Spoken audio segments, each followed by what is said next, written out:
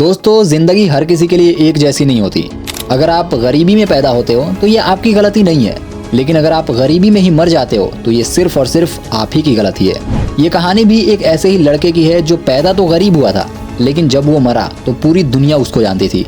आज Louis Vuitton दुनिया की सबसे बड़ी लग्जरी ब्रांड बन चुकी है, लेकिन एक टाइम था जब लुई वुइटन के फाउंडर लुई वुइटन के पास न खाने के पैसे थे, न रहने के लिए घर। सिर्फ 13 साल का एक लड़का जिसके साथ न उसके पिता थे न उसकी माँ, वो बिल्कुल अकेला दर दर ठोकरे खा रहा था। इधर उधर मजदूरी करके अपना पेट पालने वाले एक लड़के ने कैसे खड़ी कर दी दुनिया की सबसे बड़ी लग्जरी ब्रांड। आइए समझते हैं आज की इस वीडियो में। लुई वुइटन का जन्म 4 अगस्त 1821 को फ्रांस के एक गांव अंशे में हुआ। इनके पिता एक किसान थे और माँ हैट यानी टोपियां बनाती थी। लुई वुइटन एक बहुत ही गरीब परिवार से थे, इसलिए उन्हें बचपन से ही अपने पिता के साथ मजदूरी करनी पड़ती थी। पढ़ने लिखने की उम्र में वो सुबह से शाम तक खेतों में काम करता था, जानवर चराता था, लकड़ियां इकट्ठा करता था, लेकिन ये कोई परेशानी की बात नहीं थी। अभी तक लुई की जिंदगी सही चल रही थी, लेकिन जब लुई 10 साल के हुए तो उनकी माँ गुजर गई और उनके पिता ने भी दूसरी शादी कर ली। लुई की सौतेली माँ लुई के साथ इतना बुरा बर्ताव करती थी जितना लुई ने कभी सोचा भी नहीं था। वो लुई को ना सही से खाना देती, ना चैन से रहने देती। उसने लुई की जिंदगी नर्क बना के रख दी थी। अपनी सौतेली माँ से परेशान होकर सिर्फ 13 साल की उम्र में वो घर छोड़कर भाग गया और लगभग 480 किलोमीटर की दूरी को पैदल चलकर वो पेरिस तक पहुंचा। इतने लंबे सफर को तय करने में लुई को 2 साल लग गए। इन 2 सालों में लुई ने अपनी जिंदगी के सबसे मुश्किल वक्तों को बिताया, क्योंकि लुई अभी सिर्फ 13 साल का ही था। वो अपने सफर को जारी रखने के लिए और अपना पेट भरने के लिए जो काम मिले वो कर लेता था। कभी किचन में काम कर लेता, कभी मजदूरी करता। जिस काम से उसे पैसे या खाना मिल जाए वो कर लेता था। और 2 साल तक पैदल सफर करने के बाद वो पहुंच गया पेरिस तक। अब पेरिस तक तो पहुंच गया, लेकिन उसके पास ना तो खाना था ना पैसे। लेकिन किस्मत थोड़ी अच्छी थी और उन्हें वहां कारीगरों के पास नौकरी मिल गई, जहां पर उन्होंने फैब्रिक और लकड़ी का काम सीखा। उस काम से उन्हें बस उतने ही पैसे मिलते जितने में वो अपना पेट भर सकते थे। मतलब कि उनके पास खाने के तो पैसे थे, लेकिन रहने के लिए कोई घर नहीं था, इसलिए उन्हें जहां जगह मिलती वो वहीं सो जाया करते थे। लेकिन अब लुई का वक्त बदलने वाला था। इंडस्ट्रियल रेवोल्यूशन की वजह से पेरिस में रेलवे ट्रैवल पॉपुलर हो रहा था और लोग भी बहुत ज्यादा ट्रेन में सफर कर रहे थे। और सफर के दौरान लोग बहुत ज्यादा सामान ले जाते थे। उस समय जो अमीर लोग थे उनके कपड़े काफी हैवी होते थे, इसलिए उन्हें लगेज भी ज्यादा पैक करना पड़ता था। और जो एलिट क्लास की औरतें थी वो तो 20-20, 30-30 लगेज साथ में लेकर ट्रैवल करती थी। तो लुई ने सोचा कि लगेज बैग्स और ट्रंक्स का बिजनेस बहुत बढ़िया चलेगा। और उस टाइम लगेज ट्रंक्स कुछ ऐसे दिखते थे। यहाँ पर लुई को अपने लिए एक बहुत बड़ा मौका दिखाई दिया। वो लगेज बैग्स और ट्रंक्स बनाना चाहते थे और इस काम में उनका साथ दिया मोनसियर मैरेसल ने। मोनसियर ने लुई को अपनी दुकान पर कारीगर के तौर पर नौकरी दे दी और लुई वहां पर लगेज बैग्स बनाना सीखने लगे। इसी दौरान लुई इन बैग्स को क्लोजली ऑब्जर्व करते कि कहीं इन बैग्स में कोई कमी तो नहीं। और फिर उन्होंने देखा कि इन बैग्स में कुछ ऐसी कमियां हैं जिसके बारे में आज तक किसी ने सोचा ही नहीं। उस टाइम तक मार्केट में सिर्फ वुडन और आयरन फ्रेम वाले हैवी ट्रंक्स ही अवेलेबल थे और इनका शेप भी इम्प्रैक्टिकल था, जिसकी वजह से लोडिंग में ज्यादा स्पेस लेते थे और इन्हें एक के ऊपर एक रखा भी नहीं जा सकता था। यहाँ पर बैग्स में दिक्कत क्या है? बैग्स बहुत भारी हैं क्योंकि लकड़ी और आयरन फ्रेम के बने हैं। इनका शेप भी इम्प्रैक्टिकल है, जिसकी वजह से लोडिंग में काफी दिक्कत होती है और ये ज्यादा स्पेस भी लेते हैं। मार्केट में बहुत बड़ा गैप था, इसके बारे में अभी तक किसी ने सोचा ही नहीं था। और इसी प्रॉब्लम को सॉल्व करने के लिए लुई ने एक शॉप खोली और नए किस्म के लगेज बैग्स बनाने लगे जो इन प्रॉब्लम को सॉल्व कर सकता था। लुई ने सबसे पहले वुड और लेदर की जगह कैनवस का यूज करके ट्रंक्स को टाइट और ड्यूरेबल बनाया और इनका शेप भी ज्योमेट्रिकल रखा, जिसकी वजह से लोडिंग में ये कम से कम स्पेस ले और इन्हें एक के ऊपर एक रखना भी ईजी हो। इसके अलावा वो दिखने में भी शानदार और मॉडर्न लगते थे। इस एक आइडिया ने लुई की जिंदगी बदल दी। सिर्फ 2 साल के अंदर ही लुई के इस आइडिया ने ट्रैवलिंग इंडस्ट्री को रेवोल्यूशनराइज कर दिया।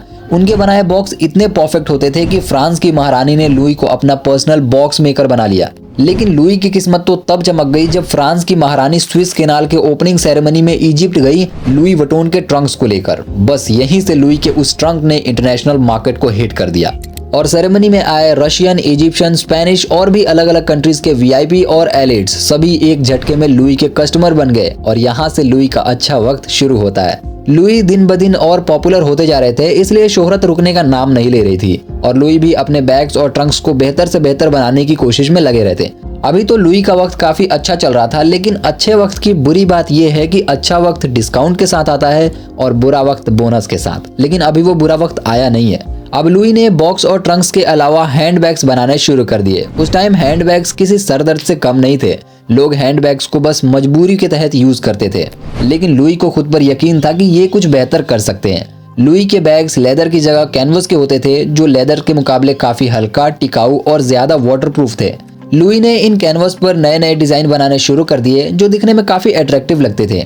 इनके इस एक आइडिया ने हैंडबैग्स को लेकर लोगों की सोच बदल दी और अब लोग हैंडबैग्स को मजबूरी के तहत नहीं बल्कि फैशन के तौर पर यूज करने लगे। सब कुछ एकदम सही चल रहा था। अब लुई को समझ नहीं आ रहा था कि वो अपने प्रोडक्ट्स को बेहतर कैसे बना सकते हैं। ऐसे में लुई ने अपने बेटे जॉर्ज विटॉन की मदद मांगी।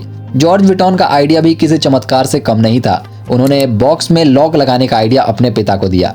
अब आप सोच रहे होंगे कि बॉक्स में लॉक लगाने का आइडिया चमत्कारी कैसे हो सकता है, लेकिन यकीन मानो दोस्तों, उस टाइम तक बॉक्स में कोई लॉक का सिस्टम था ही नहीं।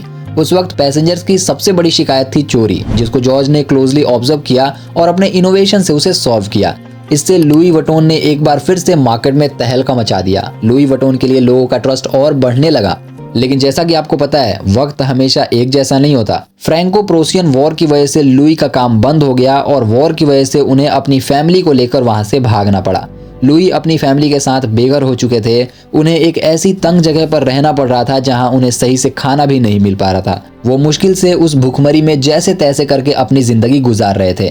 और कुछ समय बाद वॉर तो खत्म हो गई, लेकिन लुई की मुसीबतें खत्म नहीं हुई, क्योंकि लुई जब अपने घर वापस लौटे तो उन्होंने देखा उनके घर का सारा सामान चोरी हो चुका है और वर्कशॉप भी बर्बाद हो चुकी है। बचे हुए सेविंग से लुई ने दोबारा से अपना काम शुरू किया, लेकिन अब लुई के पास पहले से भी ज्यादा एक्सपीरियंस था। लुई ये बात अच्छे से जानते थे कि वॉर से पहले उन्हें जो फेम मिला था वो सिर्फ और सिर्फ उनके यूनिक आइडिया की वजह से मिला था। और उसी सक्सेस को दोबारा पाने के लिए और मार्केट में एक बार फिर से एलवी बैग्स को फेमस करने के लिए लुई ने एक और इनोवेटिव आइडिया निकाला। और इस बार लुई ने लगेज ट्रंक्स के ऊपर रेड और बेज कलर की स्ट्रिप्स का पैटर्न बनाया। इसकी वजह से कस्टमर्स दूर से ही अपने लगेज को लोड या अनलोड होते देख सकते थे। इससे कस्टमर्स को आसानी तो होती ही थी, लेकिन उसी के साथ उन्हें एक प्रीमियम ब्रांड का फील भी आता था। और फिर क्या था, लुई के बैग्स दोबारा से मार्केट में छा गए और लुई को ना सिर्फ अपने देश बल्कि विदेशों से भी ऑर्डर्स मिलने लगे। इसे देखते ही लुई ने अपना एक शॉप लंदन में भी खोल दिया और यहाँ से लुई वुइटन की विस्तार पूरी दुनिया में होने लगी। उस वक्त लुई अकेले ऐसे डिजाइनर थे जिनके प्रोडक्ट्स अपने देश से लेकर विदेशी अमीर घरों में भी पाए जाते थे। लेकिन तभी कहानी में ट्विस्ट आता है। अचानक से लुई वुइटन के फाउंडर लुई वुइटन की डेथ हो गई। पिता के मरने के बाद जॉर्ज विटॉन ने कंपनी संभाली और उन्होंने ही अपने पिता की याद में 1896 में एलवी का आइकॉनिक मोनोग्राम जारी किया, जिसे आज हम सभी देखते हैं। लुई वुइटन तो मर गए, लेकिन उनकी बनाई कंपनी आज दुनिया की सबसे बड़ी लग्जरी ब्रांड बन चुकी है। कमेंट करके बताना वीडियो आपको कैसी लगी। चैनल पे नए हो बिल्कुल सब्सक्राइब कर सकते हो और अगर फेसबुक पर देख रहे हो तो पेज को फॉलो कर सकते हो। मिलते हैं नेक्स्ट वीडियो में एक और अमेजिंग टॉपिक के साथ। तब तक के लिए बाय बाय।